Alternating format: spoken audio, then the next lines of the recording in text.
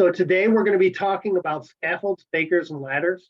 Efficient trade spends an inordinate amount of time elevated, and there's some special considerations we need to consider.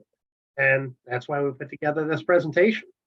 Here we go. I'll start off with informing everybody the FCA safety line is available for you to call. If you call 844-414-SAFE, you can ask any questions. We keep those private and they'll be answered by a safety professional, generally myself, but we have a team of safety professionals here at AmeriSafe, and whoever has the most knowledge about the question will come and provide that answer as soon as possible. So you have that resource, make sure you avail yourself of it. Okay, so scaffolds.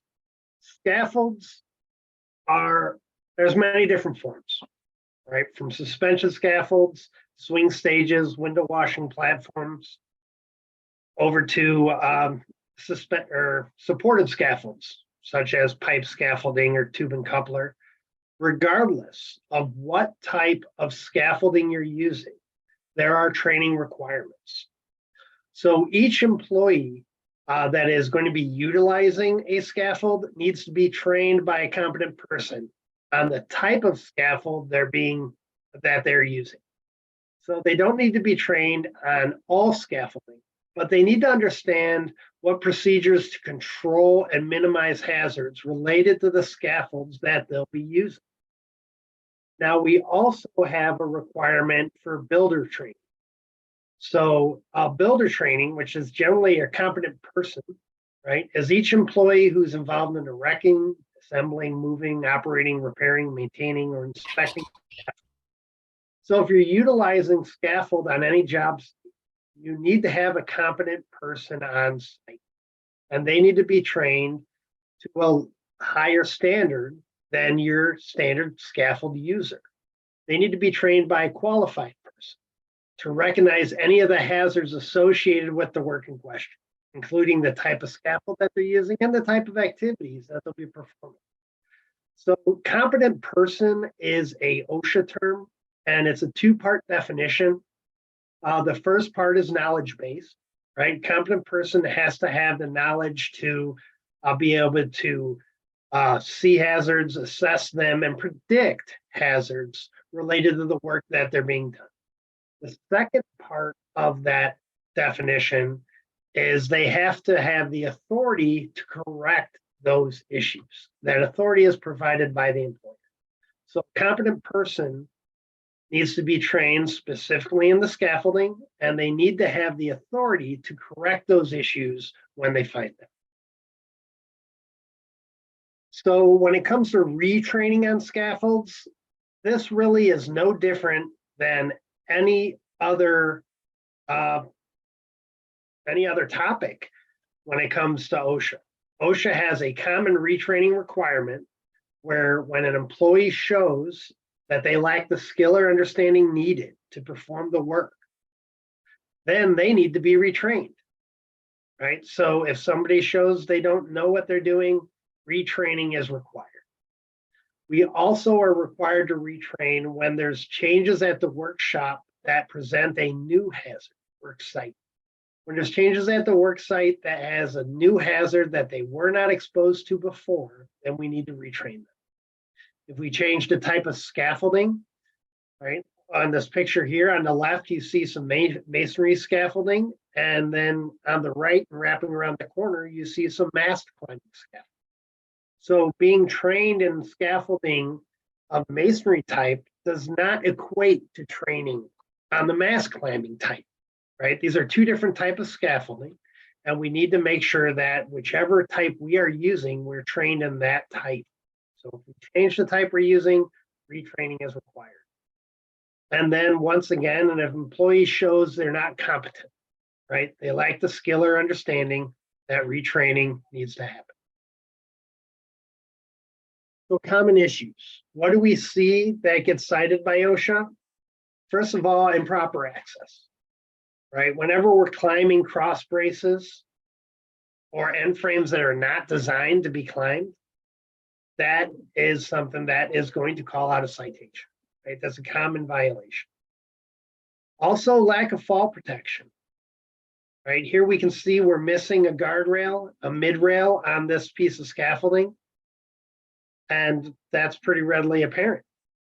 But what we often don't think about is it's also missing a toe board, right? And when we have work elevated where people can be below it, we need to make sure that we not only have that top rail and mid rail, but we also have that toe board installed.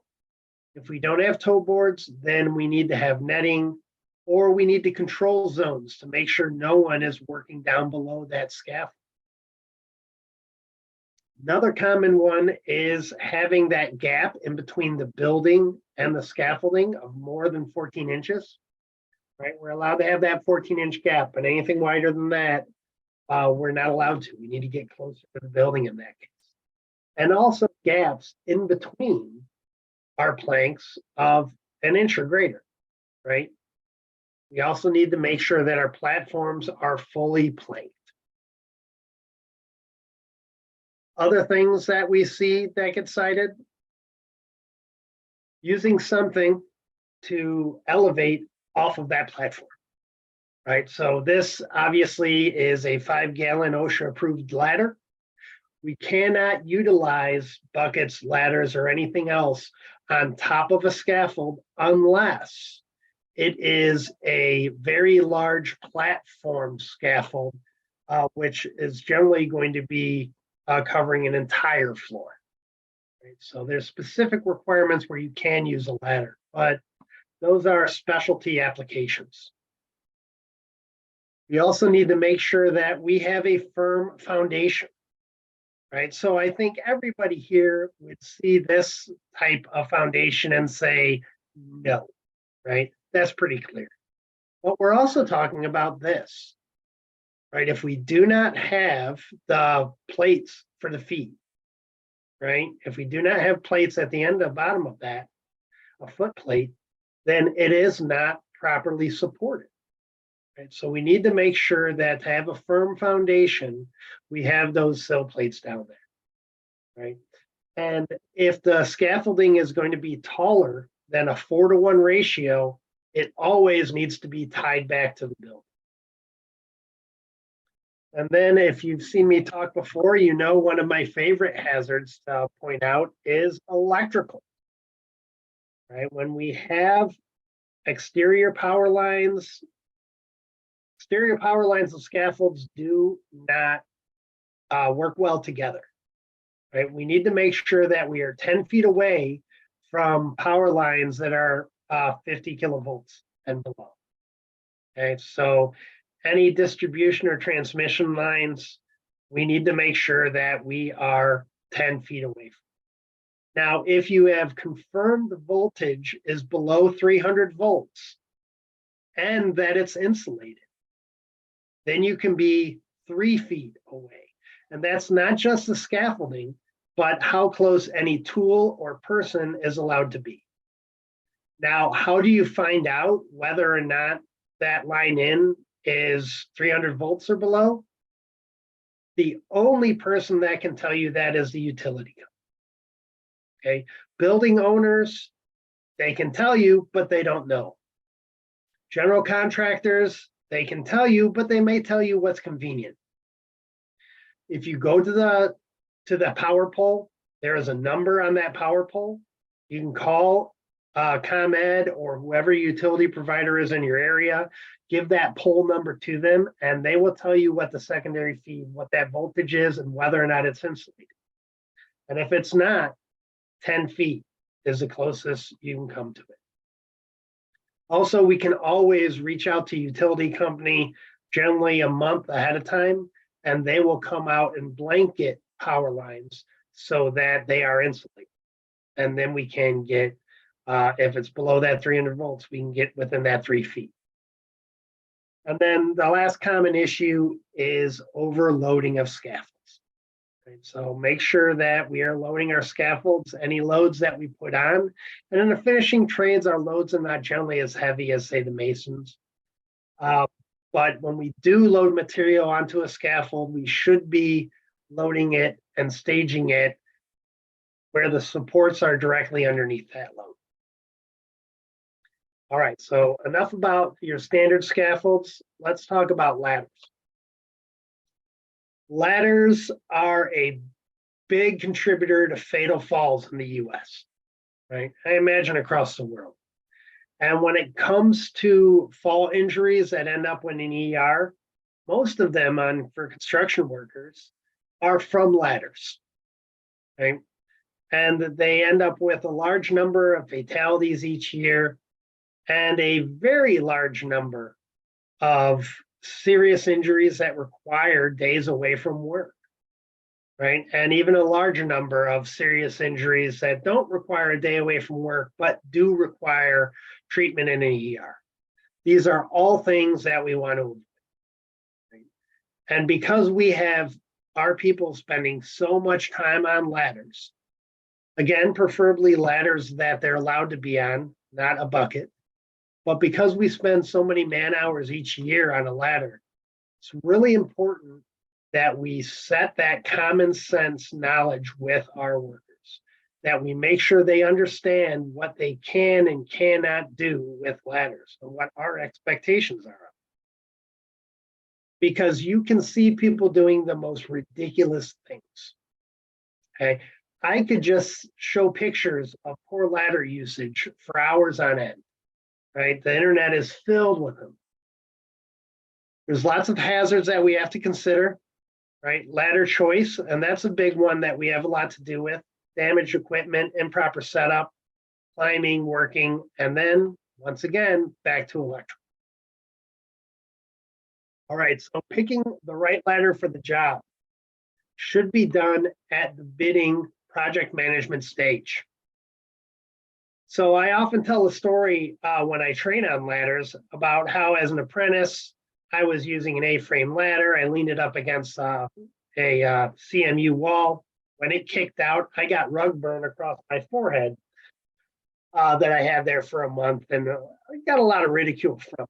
You know, as a painter's apprentice, you don't really need rug burn across your forehead. So I definitely have misused a ladder. Right? And I'm sure I'm not the only person on this call that has. But then again, let's go back and ask young apprentice Mike, well, why did he make that stupid decision? Well, I made that stupid decision because I had two ladders on site. I had a 6-foot A-frame ladder, and I had a 40-foot extension ladder we call the Widowmaker. Right? If I set up that 40-foot extension ladder, there was no way I could reach where I needed to reach because of how far away that ladder would be from the wall.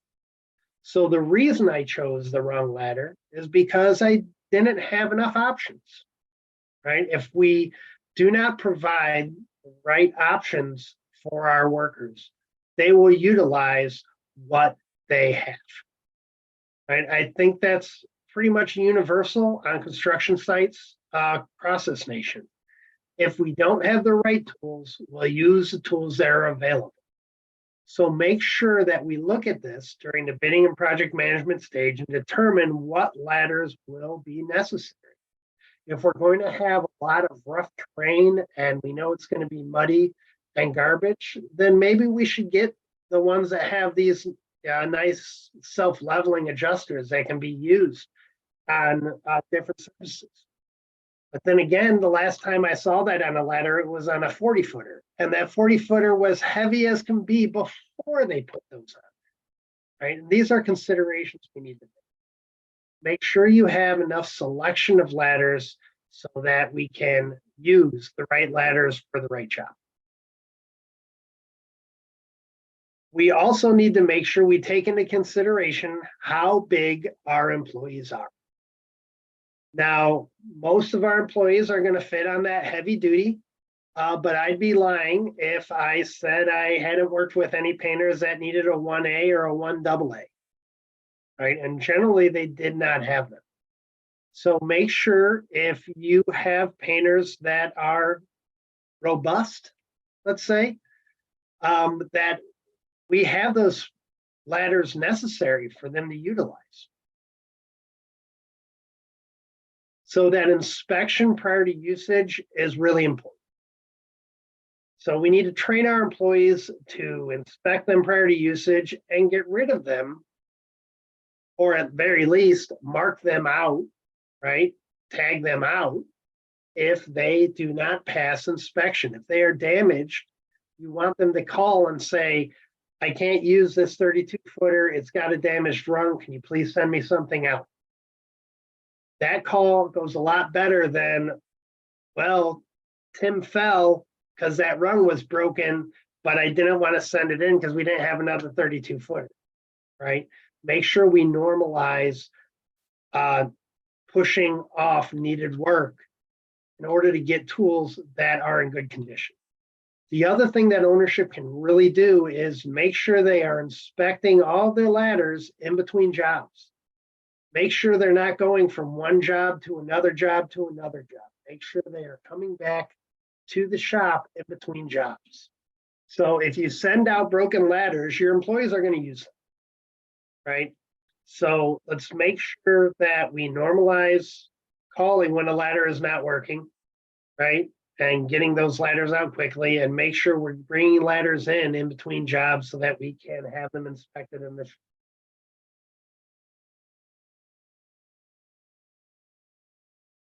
So the specific language from OSHA says that a competent person will inspect it for obvious visible defects on a periodic basis, right? So what's a periodic basis? Regularly. So that could be at the end of each job. If you have the job that's on that it's in there for a year or more, then we're going to want that to be more often than that. Having somebody go out and check all those ladders. And that doesn't mean sending somebody special out to that job to do so. You can ask the foreman to do an inspection of all the ladders on his job site on every third month of the year, right? Quarterly. That would be a periodic inspection. When we find defects, we need to make sure that they're immediately marked, do not use, right? Because if they don't have that tag on them, they're going to be used. When we repair ladders, we have to restore the ladders to condition that meets the original design criteria, okay? So it's challenging to repair ladders to make sure they're in that original design criteria, that they meet that. Oftentimes, it's better off just to replace the ladders as necessary. However, some specialty ladders have costs that may make repair a better option. So looking at proper setup, I mean, these are the type of things we need to make sure our employees know. And when you have a new hire orientation, when you bring on new employees, you're going to want to make sure that you set these very basic rules with your employees, right? Step ladders, always use an extended position with side extenders fully locked, right? Lock that spreader. And then extension ladders, use that 4-to-1. Extend 3 feet above the landing.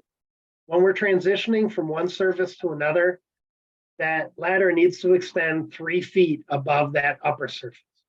And this is a quick and easy citation for OSHA, because all you have to do is look and count how many rungs are above that upper level, right? It doesn't require further measurement. And then that's a pretty quick and easy citation. Additionally, it's not that hard to get off of the ladder onto a surface without that 3 feet. But getting back onto that ladder is where the challenge comes.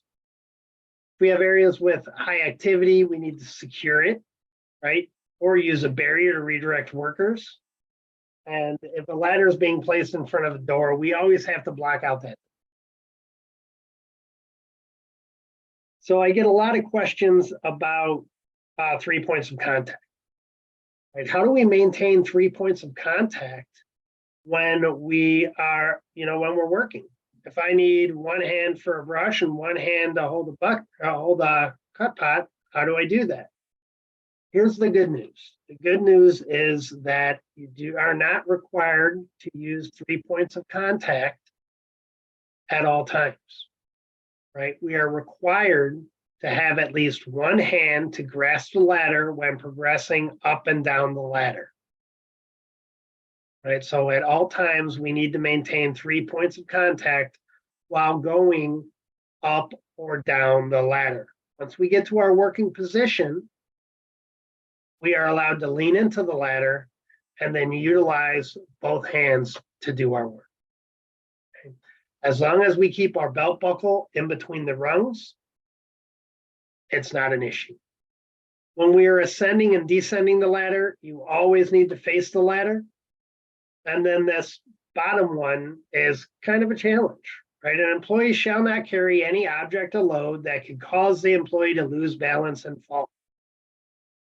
So what does that mean? That means you can't carry anything if you fell, right? Because if you fell, then that thing you were carrying, you couldn't carry without losing your balance and falling, right? So this is what I always say.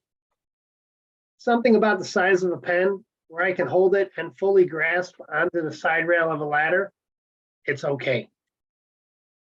But if it's the size of a pen, it can go in your pocket. So really, we should not be carrying anything up and down, right? I understand we have a 5-gallon bucket we need to get up. That can be challenging. But what we can do is move it step by step up that ladder. Move, raise it up, hook it up to the next rung. Move up another rung, lift it, put it on the next rung. Or climb to the top of our ladder and use a rope to pull up that bucket, right? So make sure that you're not carrying tools in your hands, or your employees are not carrying tools in their hands while climbing up and down that ladder. Other things that are called out, using that top step or the top cap as a standing surface, right? So you'll notice on your ladders that it's going to have a sticker on that top step and on that cap. So both the cap and the step below it are both going to say, this is not a step, don't stand here. Right? I see that all the time, people standing up all the way at the top or one step below the top, and it's just not acceptable. We want to make sure that when we lean into the ladder, that ladder is going at least to our knees to maintain balance.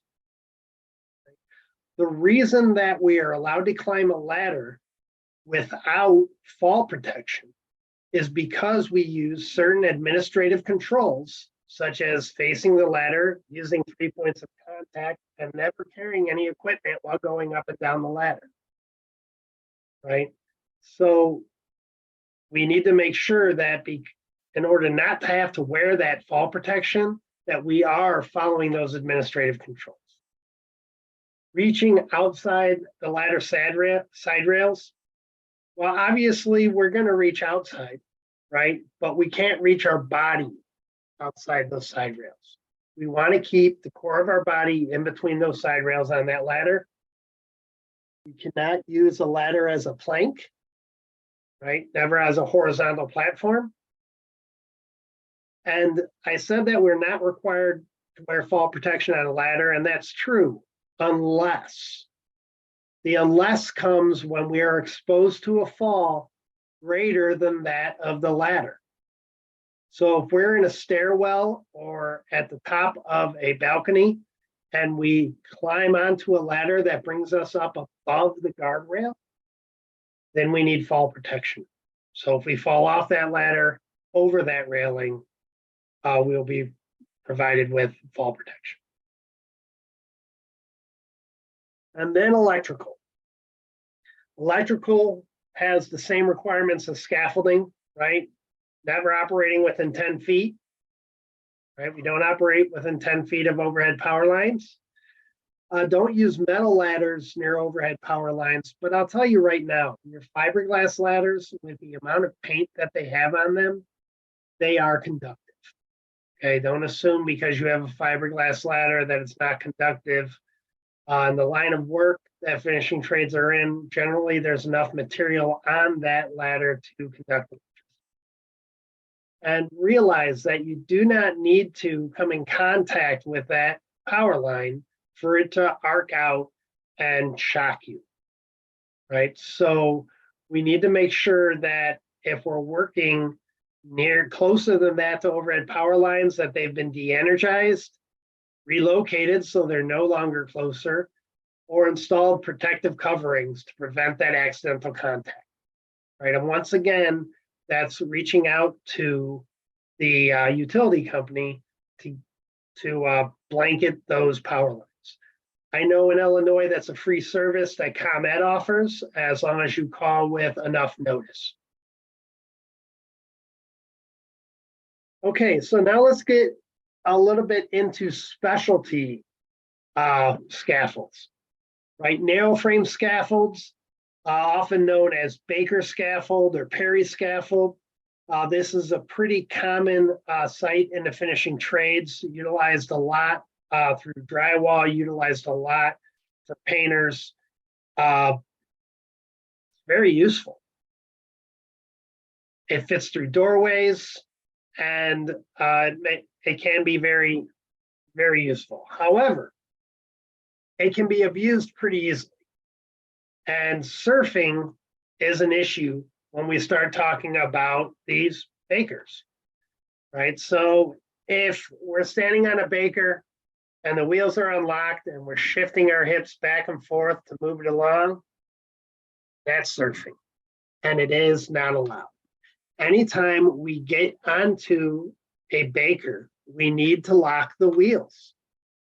The wheels need to be locked in order for us to climb onto. Now, there are things that we can utilize, like the stop and lock is a system that can be put on that when weight goes onto it, it automatically locks the wheels, right? This works well as long as you are not using your baker as a material handling device as well. I know when I was using a baker, half the time it was for me to be on, the other half it was for me to move all my material from one shop to another area when they decided my shop needed to be on the other side of the site, right? So there are problems with having that stop and lock, but if you're having difficulty getting compliance from your workers on locking those bakers, that's something that we really need to enforce. Training and enforcement are the only ways you're going to get to stop that surfing. So we're not allowed to move on the scaffold unless, right, the surface is level and free of voids, right? The height to base ratio is 2:1. And you cannot be on any part of the scaffold beyond the wheels. So we are allowed to move a baker as long as that platform is about, what, 3 foot or 6 foot? Because I know that the base is 3 foot wide on those usually. So twice whatever that base width. So at that point in time, it's rarely worth moving it with somebody on. But if we are going to allow people to push other people on a mobile scaffold, whether it's Baker or another type, we need to make sure that we train our employees on how to do it, right? Make sure they understand that they have to inspect that area for voids and other things that could cause a scaffold to tip. Over here, we have, we have material on the ground, and I can see here evidence of them cutting voids in the floor. So it would not be an area, not to mention due to the height ratio, this would not be something that we could utilize to push somebody on. So we also have to make sure we train our employees, because this is a scaffold, right? We need to train them as a scaffold user with not using additional things to get additional height, not standing on toe boards, not standing on mid rails or top rails, not pulling yourself from one location to another while standing on the platform, no surfing, Not to use a scaffold if it's incomplete or broken, right? If they don't have all the parts that they need, they cannot use it. Next, let's talk about the mini baker, right? Or mini Perry. This is a very useful tool. ANSI calls it a portable workstand. OSHA does not really have a standard that references portable workstands, right? ANSI does. ANSI gets very specific into this. And recently, FCA had a call from one of their members asking for some guidance because a general contractor had told them that this did not qualify, did not fulfill the requirements that OSHA has for scaffolds. Because of, well, fully planked was only 16 inches wide, and OSHA requires 18 inches. Well, the ANSI standard is specifically about these types of workstands, a portable workstand. And they state that a minimum of 2 platform units have to be used at all times, right? And the minimum width of a single platform needs to be 8 inches. So we can have a step-up configuration such as this or this. And generally, in my experience, having 3 steps when we're working up to this height is a lot safer than having the 2. When we have just the 2 steps, we end up putting a foot on this bottom rung, stepping here and then climbing up. And ergonomically, it's not so good. Balance-wise, it's not so good. And weight-wise, as far as shifting this does not have a lot of weight to it. So when we put all our weight to one side, it can make it hazardous to climb. Having 3 platforms set up like this allows it to climb a lot closer to a step ladder. Additionally, there's a maximum working height of 4 foot. Okay, some of these we can see, this one has 50 inches. This one has 50 inches. So both of these only have 4 foot height, but I have seen 5 foot and 6 foot mini Perrys. 5 foot or 6 foot mini Perrys, if we put our platform all the way to the top, is going to be in violation of ANSI standards. I know that FCA put together a document for that general contractor that was complaining about the use of the mini Perry on their site. If you run into a similar situation, please reach out to FCA. They may be able to provide that document or one that will work to help you explain to a general contractor that we are following the regulations required on the portable work stand. And last but not least, let's talk about stilts. Stilts are still allowed by OSHA, but not by all state-run OSHA programs. I know that Cal OSHA doesn't allow stilts, right? Drywall stilts prohibited. Fall protection is still required if exposed to a fall greater than the stilts, right? Similar to a ladder standing next to a guardrail. If it puts you above that guardrail, you need fall protection. So generally what I've seen done in the field in residential situations to help protect from that and still is if you're wearing 36-inch stilts, right, put another top rail 36 inches above where the top rail is, right? Thereby extending that fall protection to protect stilt wearers as well. All right, and that is the end of our presentation. Once again, if you have any questions, please call the FCA Safety Helpline, unless you have questions now, in which case, please ask away. I'm more than happy to answer any of them. Yeah, I was just wondering, do you think I could get a copy of this PowerPoint? I'm actually going to be doing our spring safety meeting next week, and our first part is going to be over stretching stretching and flexing, and the second half is going to be over all the scaffolds you pretty much talked about, the mini bakers, the bakers, and our tubular scaffold as well. And I found this to be pretty interesting. I'm not going to say I knew it all, but it was very I recognized a lot of it, but it could sure help me get through my meeting. Bless you. Now, every time that I do a presentation here for FCA, I always make sure that I send them a copy of the presentation for them to share with membership. So Perfect. Reach out, John. John, is it you that they reach out to? Yep, myself or Darlene, whoever you receive the notification from, just reach out and we'll be able to send that over to you. Awesome. I appreciate that. Thank you. You're welcome. Thank you. Yeah, I have probably a weird question. On those mini bakers, have you run into a general contractor that wouldn't accept ANSI and said it's not covered, this is not OSHA? Have you ever run into that situation? We're not sure at this point in time. I haven't yet, but I know here in Chicago, we have a certain government contractor who is very strict on what they require.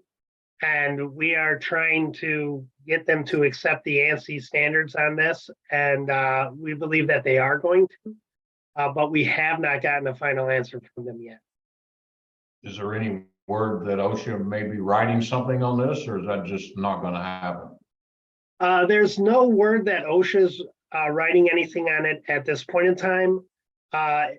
If they do decide to update the scaffolding standard, this is definitely one of those things that I think FCA would want to make sure they put in and discuss that, alerted OSHA to the issue if they were to rewrite that. But I have not heard of any movement to rewrite scaffolding at this point.